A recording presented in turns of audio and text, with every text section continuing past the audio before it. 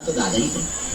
तो बैठे थे, गांव वाले आए, महाराज घी कम पड़ गो और सुबह भंडारो है, बेइज्जती हो जाए, नाक कट जाए।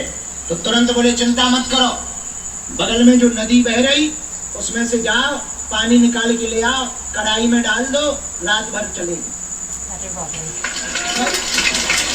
गांव वाले बोले गुरु जी पगले आ गए, दिमाग खराब होगा, कहीं पानी से पूरी बनती है, इनको दिमाग खराब होगा। दादाजी बोले चुप रहो, जा लिया। अभी भी उनके समय के वो लोग जिंदा हैं जिन्होंने ये किया था।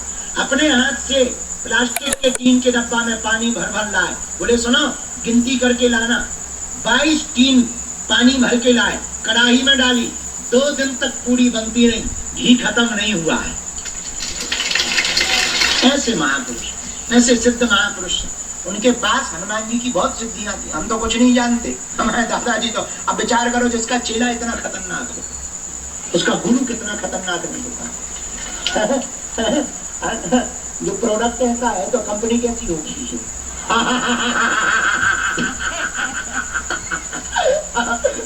विचार करो, विचार करने योग्य बात है कि नहीं। हमारे गुरु जी तो बताओ हमारे जैसे आदमी, गांव के आदमी कड़ा में पड़े बड़े, कभी लिखा, कभी बाहर गए नहीं है, अंग्रेजी हम पढ़े नहीं है, जाके हम अंग्रेजी ना उल्लू बना देते हैं। अरे भाई हाउ डू यू करते ही ऐसे अपन एक चमत्कार दिखा के बने काय कहूं चला जा हवेली में।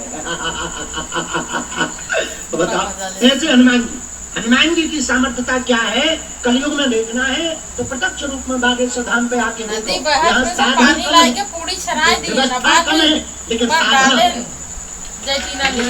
साधन कम है पर साधना बहुत है। और साधना ऐसी है कि क्या भारत देश के कोने कोने से लेकर के विश्व के लोग आते हैं, और साधना इतनी प्रबल है, बालाजी की महिमा इतनी प्रत्यक्ष है कि आजाद भारत के इतिहास में पहली बार घटना हुई है कि 3 दिन के अंदर प्रधानमंत्री और राष्ट्रपति जी दर्शन करने आए। 23 तारीख को प्रधानमंत्री जी आए थे और 26 को महामहिम राष्ट्रपति जी आई थी। और एक ये बात हमने बताई नहीं, अब आपको बता देते हैं। प्रधानमंत्री जी का कार्यक्रम मात्र 1 घंटे का था, जो उसमें लिख के आया था। और हमारी जब फोन से बात हुई तो बोले मात्र 1 घंटे के लिए आएंगे क्योंकि हमको भोपाल जाना है। हमका कोई बात नहीं, पधारो। 1 घंटे का कार्यक्रम, लेकिन जैसे ही मंदिर पर आए उनको इतना आनंद आया, इतना अद्भुत लगा, इतनी भक्ति में तल्लीन हो गए, 45 मिनट मंदिर पर रहे। ले हमने धीरे से कहा कि 1 घंटा का तो कार्यक्रम नहीं है, अब तुम्हें मंच पे भी जाना है, उद्घाटन भी। बोले तो कोई बात नहीं, 2 घंटे रुके पूरी। ऐसे बालाजी महाराज, ऐसी अद्भुत महिमा, और कोई तैयारी नहीं। हम तो साधारण आदमी है, हमने कोई अपेक्षा रखी नहीं, कोई ऐसे नहीं। तो रास्ते में एक जगह मिल गए थे, हेलो हाय हो गई, तो अपन ने बताया, और जब उन्होंने समझा कि हाँ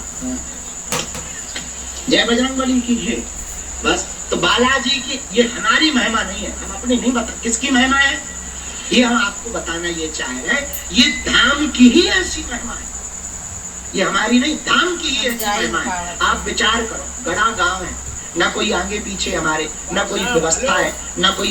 अच्छा सबसे बड़ी बात है, हमारे यहाँ तो सेवादार भी प्रोफेशनल ही, सब लड़का अलग है, छोटे छोटे, पर देखो कितनी बड़ी व्यवस्थाएं कैसे चल रही। कौन चला रहा, बोलो बोलो, बालाजी। 6 साल से भंडारा चल रहा, और कभी भी हमने जो है ऐसी मांग नहीं करी कि तुम अन्नपूर्णा को दे ही दो, तुम्हें लगेगा ही ना।